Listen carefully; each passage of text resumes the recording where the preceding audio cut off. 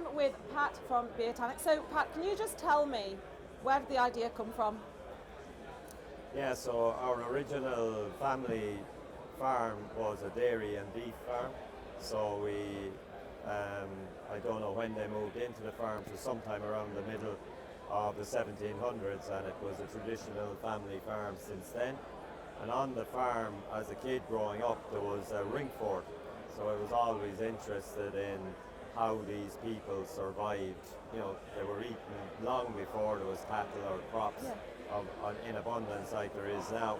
So I had an interest from a young age in agriculture. I came home from college and I worked then full-time in a place in Waterford for people with special needs. So we trained a lot of people in horticulture. So after I finished college, moved into that job, and then after 6 years, I moved onto the farm full-time and set up an alternative enterprise. So that enterprise was a horticultural enterprise called FitzGerald Nurseries. And we started propagating plants, ornamental plants, and selling them in these little modules. And then about 2006, we bought a laboratory which actually had the capabilities of producing what's known as tissue culture. Okay. So basically that led to an involvement with sweet potato. We made a relationship with Louisiana State University. So from 2006 onwards, we are Louisiana State University's agent in Europe and some African countries and Egypt for their sweet potato genetics. So basically the sweet potato starting in 2006 had no market in Europe, very, very low consumption, but over the years consumption grew, and we formed a company with partners in Portugal in 2016 and activated that company in 2017, and that company's name was Agriland. You can see a card here, and Agriland now carries on the production, so it's a joint venture between this family, Portuguese investment family, and Beotanics, and we have a separate staff. So the sweet potato developed a model for other crops, and around 2011, before Agriland was developed, we got involved in yacon, we got involved in wasabi, we got involved in oca and various other crops that were in the South American region and Asian region, and we began our R&D work around then, and then by the time Agriland was established, we already had developed this concept, and we developed the company Beotanics. And Beotanics came out of the family farm, and Beotanics now activates the processing and the agronomic plans for all these crops. So obviously where these crops, they're not really native, are they, I suppose, then to Ireland? So how do they cope with the different soils for growing? So that's our big job. So our job is to, first of all, discover. So that's why our logo here has a kind of an artistic representation of the discovery ships.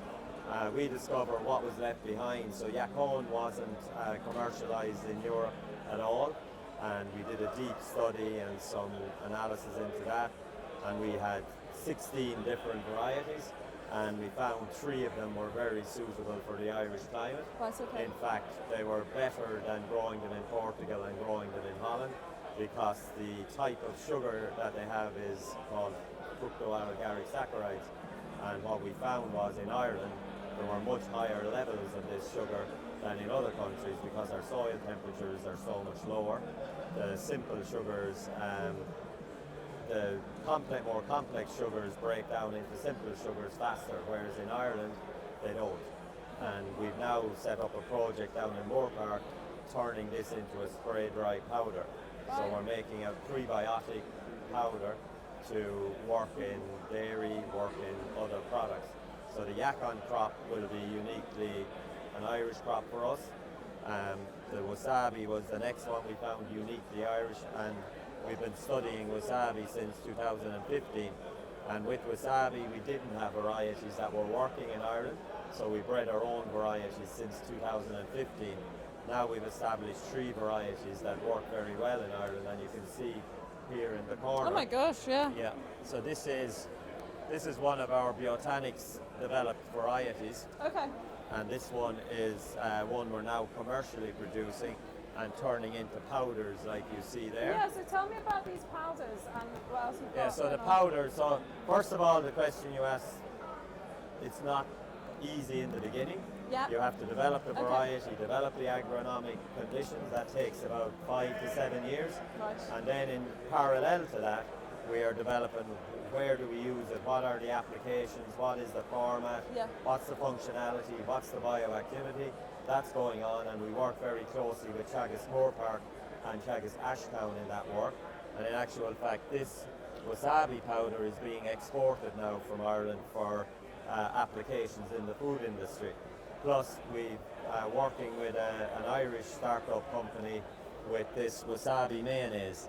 So we've developed a plant-based wasabi mayonnaise with very low GI levels, low sugars, and high bioactivity, high percentage of wasabi. There's a lot of false wasabi in the world at the moment with only maybe 0.5%. There's 30% wasabi in this formulation. Okay. So basically that's the powder that we developed using some technology already in Ireland, and that's our saleable product. And what are the health aspects of your products on people and also, like, I suppose, on soil? So you mean what's the impact on the diet? Yeah. Yeah, so wasabi is well researched in Japan for over 1,000 years and well known to have antimicrobial properties. Okay. It kills E. coli, salmonella in food, and that's why you see it with sushi. Yeah. The Japanese started using wasabi in fish because to make it food safe about 400 years ago. So this was classed by the Japanese excuse me, as antimicrobial. And then they started discovering it had other properties like impact on heart health and gut health. So we're bringing out, we have a little leaflet. So we give the information, preliminary information in the leaflet Yep. of the dietary impact.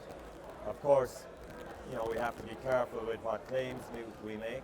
So we are working with some of the guys in Teagasc Moore Park now doing gut health Okay. research on this, seeing what impact, just like the Yacon, Yep. seeing what impact it has on gut health.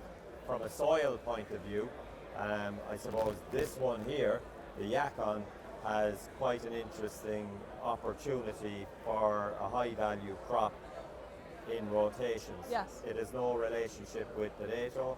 It has no relationship from a disease point of view with any other crop that we produce in Ireland. Okay. So from a farming point of view, it gives an opportunity for an alternative crop. Yep. From a soil structure point of view, it puts back in a huge canopy. It grows to about 2 meters in height of foliage. So it puts a huge canopy back into the ground. So fairly positive impact. This fellow, the wasabi, would be a less extensively grown, so you're talking about a small few hectares. Yeah. So the impact on soil health or whatever would be just similar to any other brassica. It's in the brassica family.